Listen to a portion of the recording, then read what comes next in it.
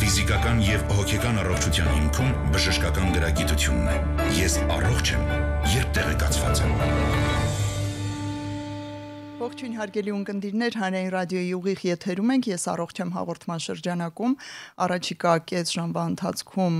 ձեզ համար կաշխատեմ ես Լույսի Քոչարյանը եւ հիշեցնեմ այն բոլոր տարբերակները, որով կարող եք մեզ հետևել, դրանք են armradio.am կայքի on-line ռեժիմը, տեսագրություն, ձայնագրությունները տեղադրվում են այս նույն կայքում, ես առողջ եմ բաժնում եւ իհարկե միացեք հենց հիմա Facebook-յան հարթակին, հայտարարված Հայաստանի Հանրային ռադիո Facebook-յան էջում մեզ կհայտնաբերեք live stream-ի տարբերակով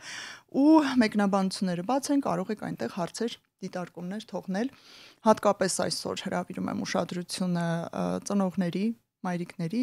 հայրիկների, ինչու՞ չէ, տատիկ պապիկներն էլ հաճախ մասնակցում են երեխաների ուսումնական գործընթացներին ու հրավիրում եմ ուշադրությունը մանկավարժների եւ հոգեբանների, այսօր զրուցելու ենք դեռահասների խնդրահարույց վարքի վերաբերյալ, իհարկե կբաժանենք այսպես բաժինների եւ հատ-հատ կանդրադառնանք, ներկայացնեմ թե ում հետ ենք այդ ամենը անելու։ Ուսմունք դպրոցի ուսուցչուհի Լիլիա Թորոսյանի, ողջույն։ Ողջույն։ Եւ երկուսով հոգեբանական մասնագիտացված կենտրոնի հոգեբան Արևիկ Ավագյանցի, ողջույն։ Շատ ուրախ եմ այսօր այստեղ այս թեմայի շուրջ հավաքվելու համար, կարծում եմ այսօր մենք կփորձենք ուղղորդումներ, խորհուրդներ, հուսադրումներ տալ ծնողներին եւ մանկավարժներին, ինչպես նաեւ հոգեբաններին, ովքեր աշխատում են խնդրահարույց վարք ունեցող դեռահասների հետ։ Նախ եւ առաջ հասկանանք այսօր, որովհետեւ ժամանակները տարբեր են, երկրները տարբեր են, հանրություններն ու հասարակություններն էլ շատ տարբեր են։ Մենք Հայաստանում ինչ ենք հասկանում դեռահասի խնդրահարույց վարք ասելով, այդ ինչպես է պահում իրեն դեռահասը եւ ինչպես է բարկացնում ծնողներին եւ մանկավարժներին ուսումնական հաստատություններում, որ եզրակացում են իր մասին խնդրահարույց վարք ունեցողի որպես։ Սկսենք հոգեբանից, հետո մանկավարժից։ Ինչպես արդեն նշեցիք, մենք շատ տարբեր կետեր կարող ենք հասկանալ խնդրահարույց վարք հասկացության տակ, բայց առաջին հերթին, որպես ընդհանրացնող միտք ուզում եմ ասել, որ սա այն բոլոր դրսևորումներն են, որտեղ կա կանոնի խախտում, որտեղ կա մեկ այլ երեխայի հանդեպ ոտնձգություն, իրավունքի խախտում, դպրոցի կանոններին չենթարկվելը, ծնողների հետ փոխհարաբերությունները փչացնելը, ուսուցիչների հետ, մանկավարժների հետ, որոշակի վարքաձևերի կիրառումը, որոնք հենց վնասակար են դեռահասի համար, բուլինգը կամ հալածանքը միմյանց հանդեպ եւ մի շարք նմանատիպ այլ դրսևորումներ։ Այսինքն մենք գործ ունենք մի վարքի հետ, որի դեպքում դժում է թե միջավայրը, թե դեռահասը։ Եվ ուսումնական process-ը, երեխայի ու ծնողի կյանքի որակը այս իմ կողմից ուղղակի որպես ավելացում, որովհետև դա դառնում է երբեմն կյանքի խնդիր, որ ընտանիքում կա խնդիր, բոլորը զբաղվում են այդ խնդրով։ Ամենահաճախը ձեզ որ հարցով են դիմում, այսինքն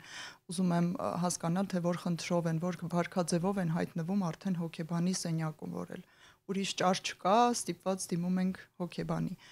Խոսենք երևի թե 11+ տարիքի մասին, երբ արդեն դեռահասության շրջան է սկսվում։ Ինձ կոնկրետ ամենից հաճախ դիմել են հետևյալ թեմաներով, որ երեխայիս բուլինգի են ենթարկում եւ ինքը չի կարողանում իրեն պատշաճ կերպով պաշտպանել։ Մեկ այլ տարածված խնդիր, երբ որ երեխայի առաջադիմությունն է նվազում եւ ծնողը չունի որևէ լծակ, չի կարողանում հասկանալ ինչպես օգնել, ինչպես մոտիվացնել երեխային, այսինքն դպրոց հաճախելու հանդեպ մոտիվացիան, սովորելու մոտիվացիան է խիստ նվազում։ Փոխհարաբերությունները հասակակիցների հետ երբեմն սրվում է, կոնֆլիկտային վարք է դրսևորում թե ծնողների, թե հասակակիցների հետ։ Ինձ առավել հաճախ հանդիպել են այս խնդրով դիմողները։ Եզրակացում եմ, որ սա այնքան տարածված խնդիր է հիմա ու ավելացել է նաև կիբերբուլինգ համացանցում, բոլորն ունեն այդ չաթերը, սոցցանցերում էջեր եւ այլն ու արդեն այստեղով էլ գնում են տարբեր թունավոր տոքսիկ, ինչպես հիմա են ասում, թեմաներ։ Ինչն իր դրսևորմամբ ավելի վտանգավոր է։ Մենք մի փոքր կանդրադառնանք դրան, ինչու է սա ավելի վտանգավոր դառնում։ Խոսքս հիմա ուղեմ նաև մեր հարգարժան մանկավարժին, նախ կուզեի նշեիք, թե քանի տարվա փորձառություն ունեք այս ուսումնակրթական համակարգում եւ ինչպիսի հաստատություններում փորձ ունեք ու ինչ այսպես պաշտոններում, եթե կարելի այդպես ասել, ավելի ընդգծելու համար ձեր բազմամյա փորձը։ Սիրով մոտավորապես այսպես ասեմ, ունեմ 38 տարվա մանկավարժի փորձ, բավական շատ է, 40, այո։ Բայց ես դա այդպես չեմ համարում եւ չեմ զգում, որ ես լճացած եմ այդ մանկավարժության ասպարեզում։ Աշխատել եմ, սկսել եմ ջոկատավարից, այսինքն պիոներական կազմակերպություն, կոմերցիական կազմակերպություն, այդպես երբ որ աշխատել ենք երեխաների հետ, անմիջական, իսկ հետո աշխատել եմ որպես մանկավարժ արդեն հայոց լեզվի գրականության ուսուցչուհի Երևանի 22 գիշերօթիկ դպրոցում եմ իմ աշխատանքային սկիզբն ունեցել եւ մեծ փորձ եմ ձեռք բերել այնտեղ տարբեր բնավորության տեր երեխաների հետ եմ շփվել եւ դա ինձ մեծ փորձ է տվել այնուհետեւ աշխատել եմ Քվանտ վարժարանում աշխատել եմ որպես սոցիալական նաև աշխատող, որը բավական փորձ տվեց, այո, ինձ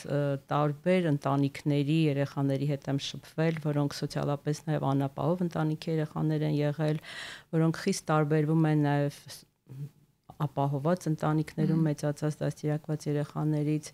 եւ իհարկե հիմա աշխատում եմ ուսմունք դպրոցում, էլի տարբեր ընտանիքների երեխաներ են եւ ես շատ կարեւորում եմ ընտանիքի դեր, ընտանիքի դաստիարակությունը երեխայի բնավորության ձևավորման հարցում, վարքագծի ձևավորման հարցում։ Իհարկե դպրոցը կրթում է, բայց ես չեմ բավարարվի ասելով, որ դպրոցը միայն պետք է կրթի տա գիտելիքներ, դա պիտի լինի շարունակական նաեւ ընտանիքի տված դաստիարակությամբ մենք պիտի շարունակենք լավ ավանդույթները շարունակել, ինչու՞ չէ, եթե ինչ որ բաներ թերանում են, մենք շատ նրբորեն ուղենք չվիրավորելով ծնողներին նաև։ Ես կարևորում եմ ծնող ուսուցիչ, աշակերտ այս եռանկյունի հարաբերության, առողջ հարաբերության ստեղծումը։ Ձեր փորձն ինչ է հուշում, արդյոք Հայաստանում մենք հայ ծնողներից թերևս խոսենք, աշխարհի հետ այդքան ազդեցություն եւ գործ չունենք, ինչպես ասում են, կենտրոնանանք Հայաստանի եւ հայկական իրականության վրա։ Հայաստանում ծնողները պատրաստ են լսել մանկավարժի կողմից որոշ դիտողությունների, նկատառումների, ցուցումների, որ ձեր այս վարքաձևը բերելու է եւ բերում է հիմա վատ բացասական վիճակի երեխայի մոտ դպրոցում եւ արդյոք նաեւ մանկավարժներն են պատրաստ լսել ծնողներին, որ գիտեք, ես երեխային տնից ուղարկում եմ բոլորովին նորմալ վիճակում, դպրոցի միջավայրը փչացնում է իմ երեխայի տրամադրությունը, այնտեղ իր հետ տարբեր վերաբերմունքի դրսևորումներ են առաջանում, վատ են ազդում իմ երեխայի վրա եւ այլն եւ այլն։ Դուք նշեցիք, որ կարևորում եք այս երկխոսությունը, բայց որքանով են պատրաստ ես ամեն ինչը լսեն այս երկու կողմերը։ Իսկապես բարդ է, բայց եթե տոկոսային հարաբերությամբ ասեմ իմ աշխատանքային փորձից, կարծում եմ 80% ծնողները բաց են, պատրաստ են համագործակցել մանկավարժների հետ, աշխատել, ընդունել եւ իրենց սխալները, իհարկե չեմ ասի մանկավարժները չեն սխալվում, որովհետեւ մանկավարժը նույնպես մարդ է, մանկավարժը ճիշտ է պիտի այնպես անի, որ չսխալվի, բայց քանի որ այսօր հենց նշեցիք մեր հասարակության մեջ դա բարդ է այնպես պահել այդ բարձրությունը, վեհությունը, երբեմն դե մարդ ենք, բոլորս դե տարբեր խնդիրներ ենք ունենում, պիտի ձերբազատվենք դրանից, բայց երբ կարողանում ենք միմյանց ճիշտ հասկանալ, ճիշտ դիտարկել խնդիրը, հասնում ենք հաջողության։ Ծնողների իհարկե մի մասը միշտ երեխային են պաշտպանում, բայց դա ավելի քիչ տոկոսն է կազմում։ Երբ որ փորձում ես համբերատար, մեծագույն համբերատարությամբ բարձրացնել, կարծում եմ կարելի է հասնել հաջողության։ Իհարկե նորից եմ նշում համբերատարությամբ, բարդ բան է շատ, որովհետև մեր իրականության մեջ հաճախ ասում են դե եթե իմ երեխան է, ինքը չի կարող սխալվել, որովհետև մենք այդպես ենք իրեն սովորեցրել, բայց չմոռանանք, որ երեխան երկու դեր ունի՝ դպրոցում աշակերտ է, հետո ընկեր, տանը որդի է, դուստր է, եւ հաճախ երեխաները տանը իրենց պահում են այնպես, որ ծնողներին գոհացնեն իրենց վարքով, իսկ դպրոցում այլ վարք են դրսևորում, որին ծնողը չի հավատում, որ կարող է իր երեխան վկա չի հավատում, այդ դեպքում մեզ չեն հավատում,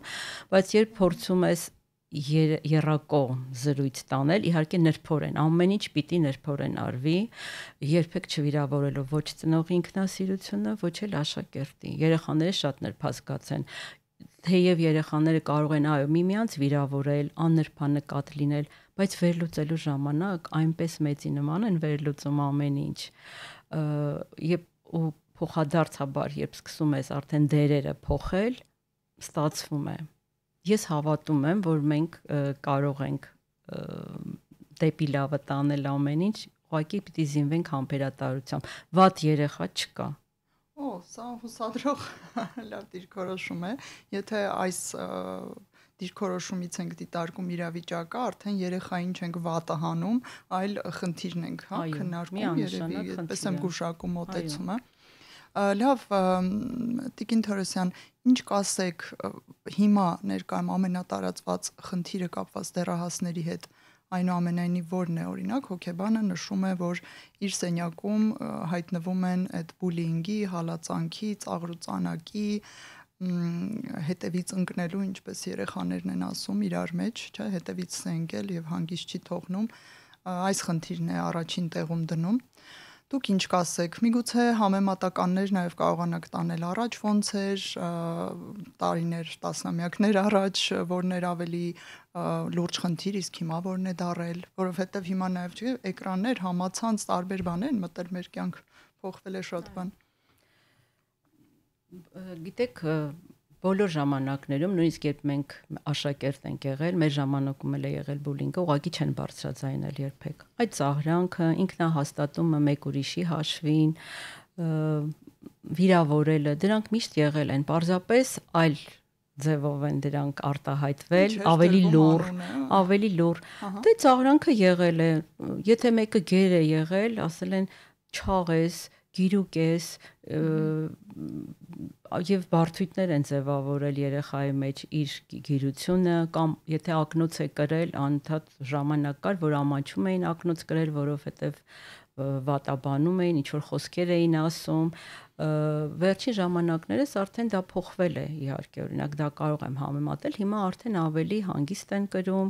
ոչ ոք չի ամաչում, որ պիտի ակնոց կրել, բայց նույնիսկ երևի թե եթե մի 10 տարի առաջ էլի կար այդ ամաչելը, իհարկե որոշ երեխաների մոտ, ես չեմ ասի բոլորի մոտ է այդպես, դա էլ է աշխատանք պահանջում, որ կարողանաս փորձես զրույցների միջոցով դա հանել եւ հասկացնել, որ ամաչել պետք չէ եւ պետք է դնել։ Իսկ ծաղրանքը դա բոլոր ժամանակներում եղել է, որովհետեւ մեկը մյուսի հաշվին փորձում է ինքնահաստատվել։ Շատ քիչ երեխաներ, որ ոչ մի խնդիր չեն ունենում որևէ մեկի, այսպես հանգիստ գալիս են, հանգիստ գնում են, բայց դրանք այն երեխաներն են, որոնք տանը սիրո եւ ջերմության կարիք ընդհանրապես չունեն, այսինքն ստանում են, փոխադարձ հարգանք կա, սեր կա, երեխաները բաց են ծնողների հետ, ամեն ինչ կիսվում են եւ ամեն ինչ ճիշտ է հասկացվում։ Այն ընտանիքներում, որտեղ որ չեն լսում երեխաներին, փորձում են իրենց ժամանակը այլ կերպ անցկացնել, ավելի քիչ երեխաների հետ, երեխաները հեռախոսներով են զբաղված։ Հիմա ինֆորմացիայի դար է շատ, փոխվել է։ Մեր ժամանակներում 20-30 տարի առաջ չկար այդ ինֆորմացիան, այլ ձևով էինք մենք, այո, բակում ավելի շատ էին խաղում, հիմա այլ խաղ են անում, բայց ավելի շատ տեսնում ես, որ հեռախոսի մեջ են, կախվածությունը մեծ է հեռախոսից, որը ցավալի փաստ է, եւ կարծում եմ ժամանակը կգա, կզբաղվեն ծնողները նաեւ երեխաներին բուժելով այդ հեռախոսից հետ պահելու համար։ Ուղղակի մենք էլ էլի դեր ունենք մանկավարժներս, որ ճիշտ ուղղորդենք, հեռախոս օգտագործենք, ճիշտ, ինչի համար, որ մեզ անհրաժեշտ է, հաճախ երեխաներ իրար կողք նստած չեն զրուցում եւ հեռախոսներով խաղ են անում կամ ինչ-որ բանի մեջ են։ Դա կարծում եմ այս 21-րդ դարի հիվանդությունն է, որից էլի ժամանակի ընթացքում անպայման պետք է ձերբազատվել։ Չէ, ձերբազատվել է պետք, որովհետև իրենք էլ են գիտեք արդեն հիմա գիտակցում երեխաները 7-8-րդ դասարանցիների հետ երբ զրուցում ես, իրենք դա գիտակցում են, բայց իրենք արդեն կախված են։ Արևիկ մի այսպիսի հարց, ահա այսքան որ ընտանիքից շատ բան է գալիս եւ 80% բավականին հուսադրող թիվ է, եթե ծնողները բաց են, իսկ եթե արդեն դեռահասը հասել է ձեր սենյակ, ապա ավելի շատ ում հետ է աշխատանքը տարվում, հենց երեխայի հոգեկանի, թե ծնողների մասնակցությունը եւս կա ու կարեւոր է,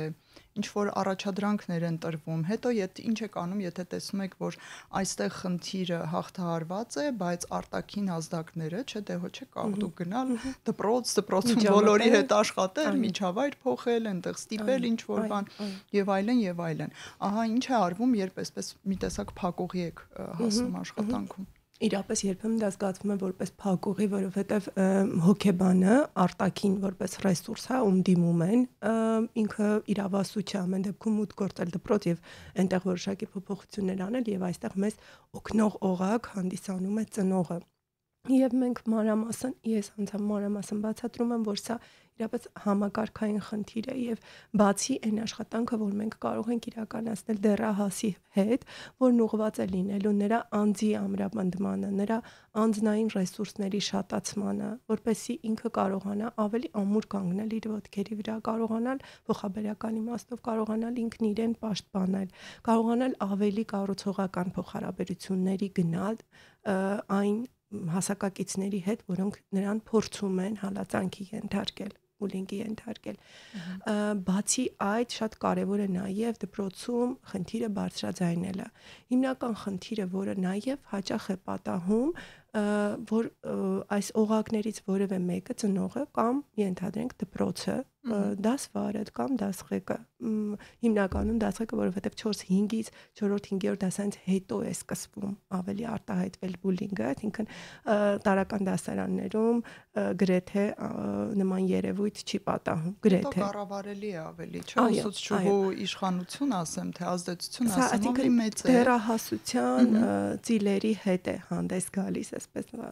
բուլինգը եւ հայտնվում է հենց այն դեռահասության ամենապիկ, ամենաբուրըն շրջանում, հենց ամենաբուրըն դրսևորման վել սրանում է եւ ինչ է ուզում սրանով շեշտել, որ դպրոցը եւ ծնողները մեծ դեր ունեն չնորմալիզացնելու հարցում, այսինքն կարեւոր է, որ դպրոցը, դասղեկը, մանկավարժը ընդունեն, որ այնինչ տեղի է ունենում, սա բուլինգ է, սա նորմա չէ, սրա հետ պետք է աշխատել, հա, սա օքեյ չէ, սա կատակ չէ, եթե դա դեռահասին դուր չի գալիս եւ ընդունեն խնդիրը ճանաչեն։ Երբեմն լինում են նաեւ ծնողներ, որոնք բերում են երեխային հոգեբանի, ասելով, որ դե մի քիչ պնդացրեք էլի երեխայիս, թող թեթև տանի, թող մի փոքր ավելի ինքը ուժեղանա, բայց խնդիրը այսպես միակողմանի է դառնում, այսինքն եթե ծնողը ինքը չի ընդունում, որ սա նորմատիվ վարքագիծ չի իր երեխայի հանդեպ եւ պետք է նաեւ խնդիրը բարձրաձայնել բոլոր անհրաժեշտ դռները թակելով, միևնույն է մասնակի կլուծենք խնդիրը, իսկ ներսում դա ավելի արդյունավետ կլուծվի բնականաբար։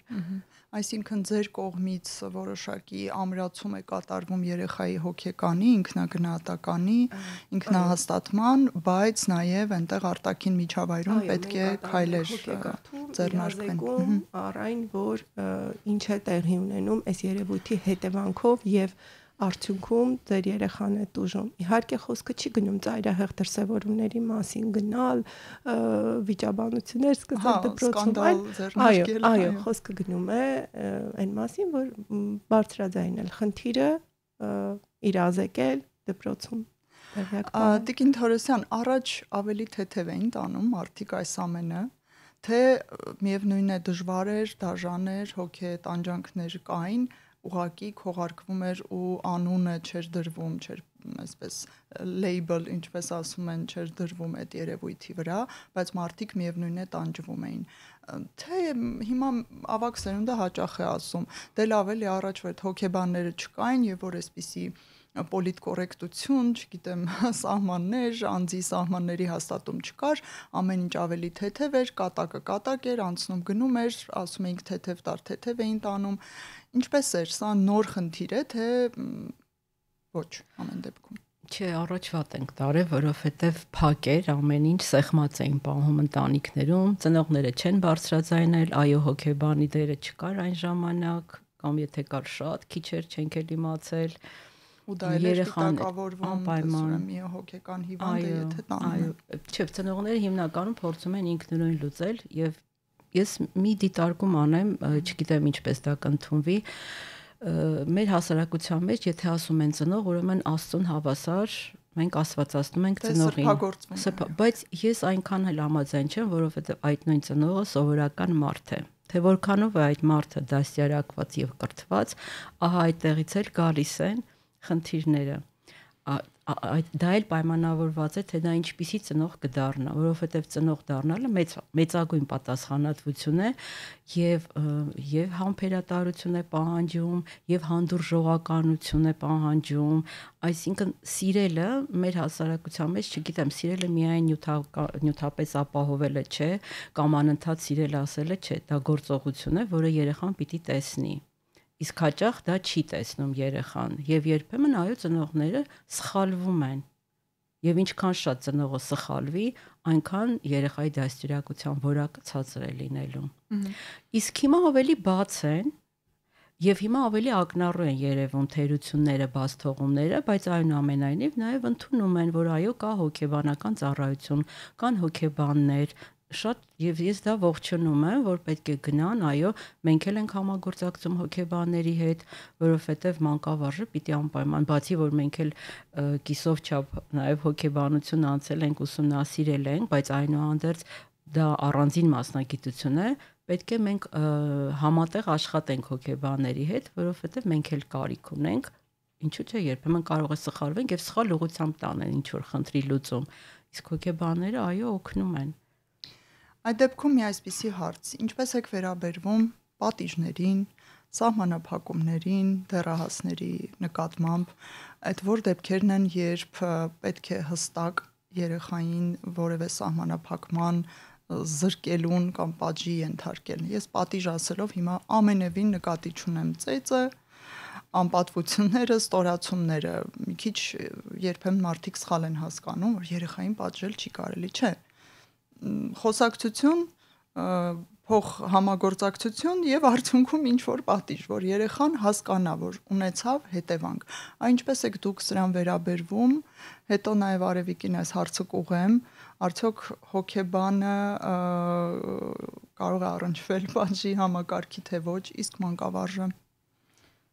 Ես այնքան էլ համաձայն չեմ պատիժ բառի հետ, որովհետև երբ արդեն հնչում է պատիժը, դա երեխային կարծես թե բերում է ագրեսիայի։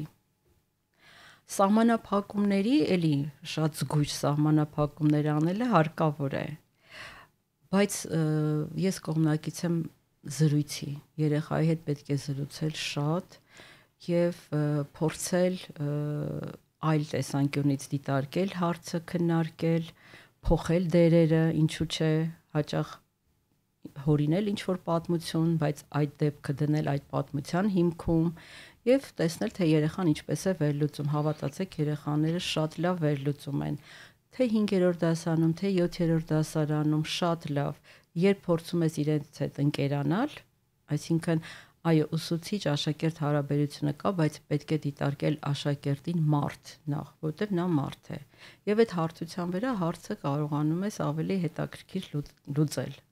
Այսինքն չպատժենք սահմանափակումներ։ Սահմանափակումներին կողմ եմ, բայց գիտակցաբար, երբ դա բացատրվում է եւ գիտեն ինչու, իրենք ընդունում են։ Դե կլինեն դեպքեր, որ այսպես դուրս կլինեն, հա, սովորական մեր դիտարկումներից, բայց հիմնականում միայն սերը կփրկի ամեն ինչը, սեր, բարություն, հանդուրժողականություն, համբերատարություն, սրանք ամենակարևոր գործոններն են։ Մանկավարժ եւ ուսուցիչ եք։ Մենք սովորաբար այդպեսին չենք պատկերացնում, ասեք որ միջին վիճակագրական դասատուն, այդպես խիստ դիսցիպլինա, սահմանափակումներ։ Չէ, կարգապահությանը կողմ եմ։ Ես իհարկե Լուսի ջան, կարգապահությանը շատ կողմ եմ, հա, որովհետեւ դա շատ կարևորում եմ։ Դա պետք է, անհրաժեշտ է։ Հենց կարգապահությունից է սկսում ամեն ինչ եւ ինչու՞ չէ, կարգապահությունը հենց բերում է որակի։ Շատ ազատ լինելը լավ չէ։ Ու երեխայի համար անհասկանալի չէ, օդի մեջ վիճակի է բերում։ Արևիկ, դուք ինչպես եք վերաբերվում այդ սահմանափակումներին, պատիժներին, արդյոք ծնողները Հայաստանում հակված են դրանք շատ չարաշահել, թե հիմա հակառակ միտումն է գնում, որ չէ, ես երեխայի հետ պատժի լեզվով չեմ խոսում, ինչպես է վիճակը։ Կարծում եմ ծայրահեղությունից ծայրահեղությունը այս պահին մեր հասարակությունում, որովհետև կամ շատ ծայրահեղ պատիժներ կարող են կիրառել, կամ առհասարակ որդեգրել այն դիրքորոշումը, որ իմ երեխան դա չէր կարող անել, իմ երեխան շատ դաստիարակված է եւ գնացեք այլ տեղերում, հա, հարցը լուծեք։ Իրականում ես կարծում եմ, որ հարցը պետք է դիտարկել ոչ միայն ամեն առանձին երեխայի շահերի տեսանկյունից, այլ ավելի ընդհանուր կերպով։ Այսինքն, եթե մեկ երեխա իր գործողություններով վնասում է մեկ այլ երեխայի հոգեկան աշխարհը, ֆիզիկական ամբողջականությունը, հա, վնաս է հասցնում, հարվածում է, ծաղրում է, եւ եթե մենք ավելի գլոբալ նայենք, խոշոր հաշվով կան հետազոտություններ, որ անգամ հալածանքի հետևանքով բավականին բարձր ռիսկեր կան հետագայում հետտրավմատիկ ստրեսային խանգարում ձևավորելու, ինքնասպանության միտումներ կամ մտքեր ունենալու, դեպրեսիվ խանգարումներ ձևավորելու, հա, այսինքն այո, տարբեր։ Եվ սա հաշվի առնելով պետք չէ կենտրոնանալ միայն այն երեխայի վրա, որը արել է հալածանք, բայց չենք ուզում պատժել, չենք ուզում սահմանափակել, այսինքն պետք է հաշվի առնենք ընդհանուր առողջ միջավայր ստեղծելու միտումը եւ ինչ վերաբերում է պատժին, կարծում եմ, որ եթե դա կրկնվող է, իսկ մենք գիտենք, որ բուլինգը սահմանվում է որպես այս պահին բուլինգի օրինակով եմ ասում, սահմանվում է որպես կրկնվող վարքագիծ, այսինքն որը պարունակում է իշխանություն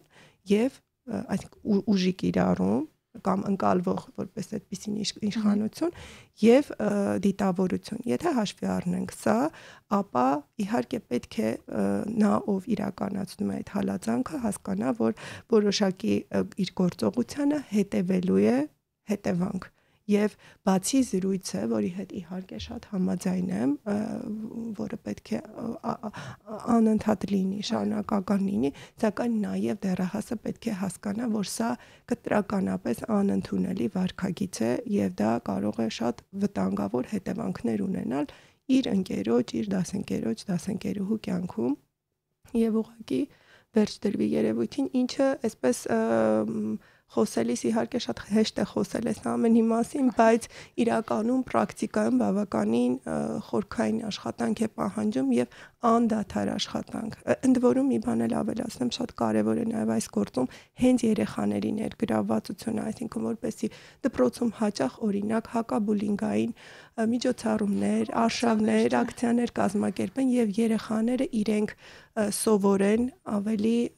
բարենպաստ, ավելի առողջ միջավայր ստեղծելուն դպրոցում։ Այսինքն ոչ միայն շեշտը դրվի նրան, որ մենք դեմ ենք հալածանքին, մենք դեմ ենք բուլինգին, այլև մենք ուզում ենք իրար համար ապահով միջավայր ունենալ։ Մի այսպիսի հարց էլ վերջում հասցնեմ ուղղել, ինչ խորհուրդ կտաք այն ծնողներին եւ մանկավարժներին, ովքեր գործ ունեն բուլինգի ենթարկող երեխայի հետ, այդ որ հոգե պորտրետով երեխաներն են, ովքեր հակված են այդ միտումնավոր,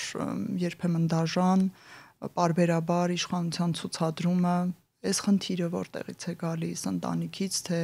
որպես պաշտպանվելու ոնց որ հակաքայլ ուժեղ երևալու նպատակ, ինչ կասեք ձեր կարծիքով։ Կարծում եմ ինքնաճանաչումը շատ կարևոր է, բայց մեր ընտանիքներում հիմնականում երեխաներին չեն սովորեցնում պաշտպանվել։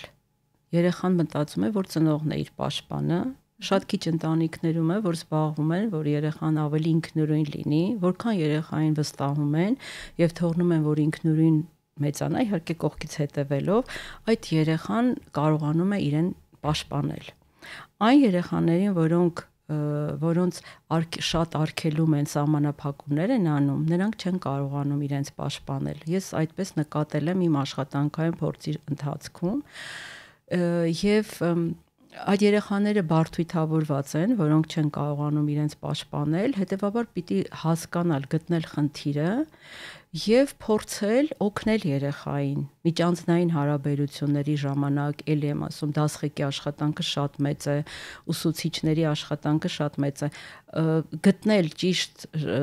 ժամանակին խնդիրը եւ կարողանալ լուծում տալ։ Այսինքն երեխան պիտի կարողանա ինքն իրեն պաշտպանել, չսպասի, որ մեկը պիտի գա ու իրեն պաշտպանի, որովհետեւ իրենք հետո դուրս են գալու հասարակություն։ Ճիշտ է, պետք է ընդհանրապես երեխայի հետ գործ ունենալիս հաշվի առնել, որ տնից նա դուրս է գալու, հայտնվելու է տարբեր հանրային միջավայրերում եւ միջանձնային հարաբերություններում։ Ժամանակն այս թեմայի համար շատ քիչ է, բայց ես հույս ունեմ մենք կարողացանք օգնել մեզ լսող ծնողներին, մանկավարժներին, ինչու՞ չէ նաև գոլեգա հոգեբաններին։ Այսօր զրուցեցինք ուսմունք դպրոցի ուսուցչուհի Լիլիա Թորոսյանի եւ երկուսով հոգեբանական մասնագիտացված կենտրոնի հոգեբան Արևիկ Ավագյանցի հետ։ Շատ շնորհակալություն այս զրույցի համար։ Եվ ձեզ համար աշխատեց Լուսի Քոչարյանը։ Ցտեսություն բոլորին։ Ես առողջ եմ, երբ տեղեկացված եմ։